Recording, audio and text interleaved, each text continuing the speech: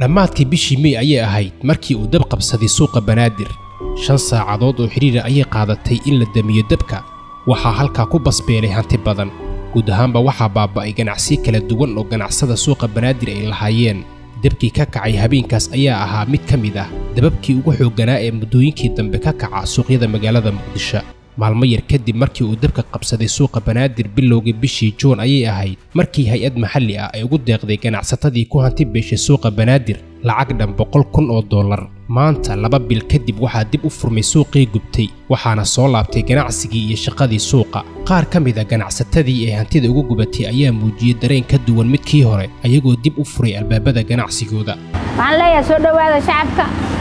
shaqadii waa bilaabatay waa suuqu waa socdaa alxamdulillah ما شاء الله والله isbedel aad iyo aad u weyn dareemeena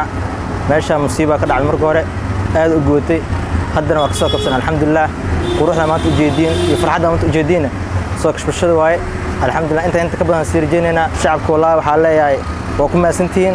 shalay ku nala murugooday maanta inaan la farxaan aad iyo aad aan u faraxsanahay ducadiina ilaahay waa noo aqbalay waa kana maanta quruxdan iyo farxaddan ka qaadnay aad aad u maasantiin waa waxa dhaca marar kala duwan in suuqyada magaalooyinka Soomaaliya uu dab ka kaco iyadoo hanti badan halka lagu waayo marqura laakiin gargaarka alle dadaalka bulshada iyo caawinta dadka ay ka helaan hay'adaha maxalliga ah iyo ganacsatada kala duwan ee gargaar ku taageera ayaa dib u dhisa ganacsiyadooda